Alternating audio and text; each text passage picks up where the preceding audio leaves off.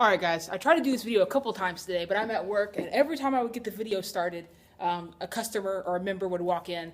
But the gym is closed, it's all clean and beautiful, I'm about ready to leave. But while I've got a gym to myself, I might as well do this video for you guys on shoulder impingements, right? So a lot of us get shoulder issues from sports that we've played, from bodybuilding or fitness in general, CrossFit, whatever it is that we do. If you're me, I have healthy shoulders, I'd say, but sometimes I'll sleep on them funny, and they'll hurt and they'll just be in pain. And even about a year ago, I would say that my shoulder was kind of acting up and I had to troubleshoot what was going on, and I thought I'd share that with you guys because I think it's such a common issue that I feel, you guys know I'm not like a medical professional, but I feel can be rehabbed, if you will, pretty easily if it's not like a major shoulder problem. I mean, you guys know if you have major issues that need surgery, that's on a whole different level. But if you have some pains you notice, or after a shoulder day, if your shoulder's really hurt and not in a sore way, you might have an impingement or an unbalance, in other words, in your shoulder.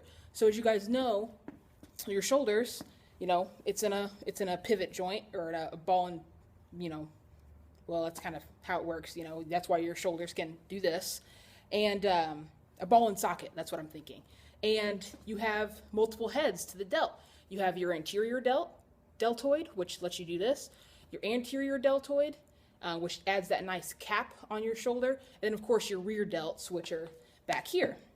So it's very easy to neglect one of those heads of the delt, or to unknowingly put more emphasis on certain heads of the delts. For example, a lot of people have overdeveloped front delts, which is why sometimes people have rounding of the shoulders. That's because they have weak rear delts and overly powerful and tight front delts. That's why they get the shoulder rolling instead of good posture like that.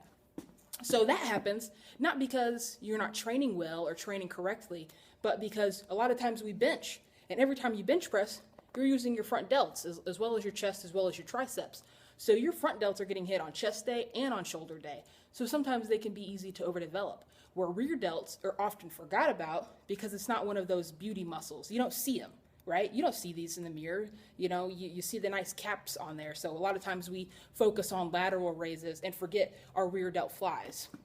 So that's being said, don't neglect purposefully or mistakenly neglect any heads of the shoulder. So this video will be, as you guys see, it's on my personal video.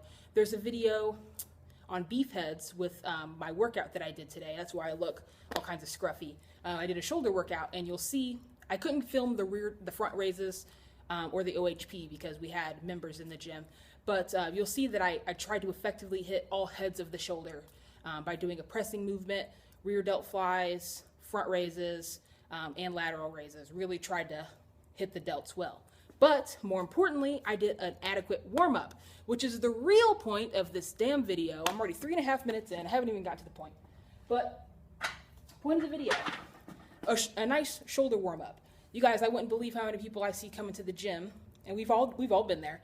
They come into the gym and just get right started to the workout. You're so excited and you go right to it. But I can't stress enough, if there's anything you take from this video, please do a warm-up. If it's a couple laps on, the track, or if, a couple minutes on the treadmill, it doesn't have to be a sprint. Just get a nice little sweat worked up and you'll be fine. But a special case for shoulders is what I'm about to show you. So here I have an 8-pound dumbbell. I actually meant to grab the 5. You want to use a lightweight for this. Don't let your ego get into this. I have close to a 400-pound deadlift and 320-pound squat, and I'm using an 8-pound dumbbell. I usually use the 5s. Sometimes I use the 10. No need to go heavy here. But here, I take the weight like this, 90-degree angle, and rotate my shoulder forward. You've probably seen people in the gym do this, and you might be wondering what they're doing, because it's not necessarily a hypertrophic exercise. You're not building the shoulders doing this, but you are keeping the internal stabilizer muscles, known as the rotator cuff, healthy by doing this.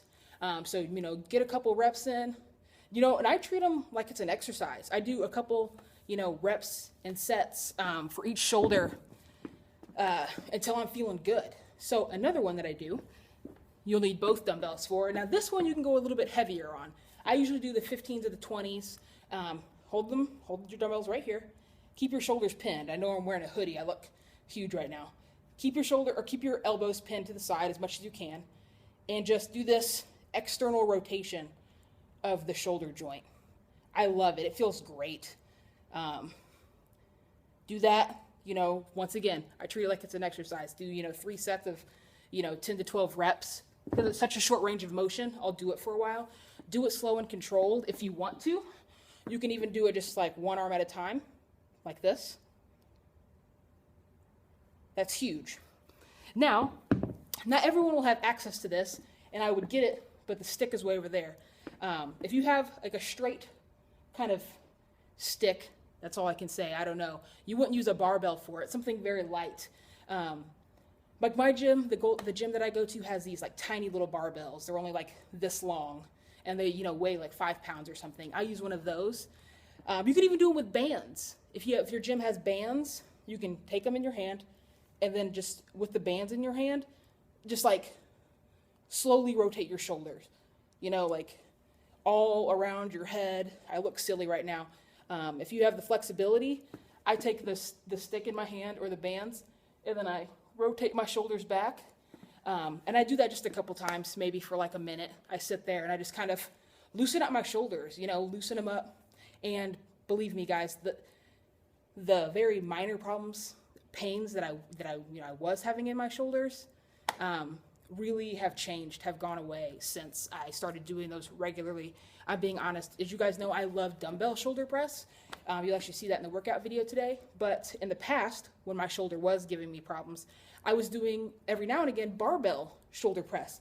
And every time I did barbell shoulder press, my shoulder would hurt the next day. Not sore, but it would be hurt.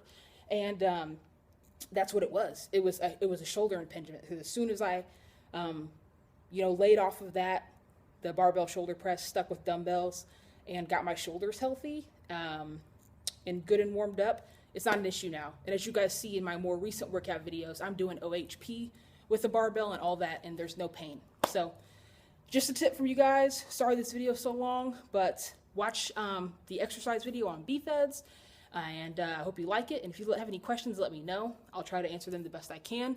And actually, I'll probably do a video with the stick or the band, the thing I was trying to show you.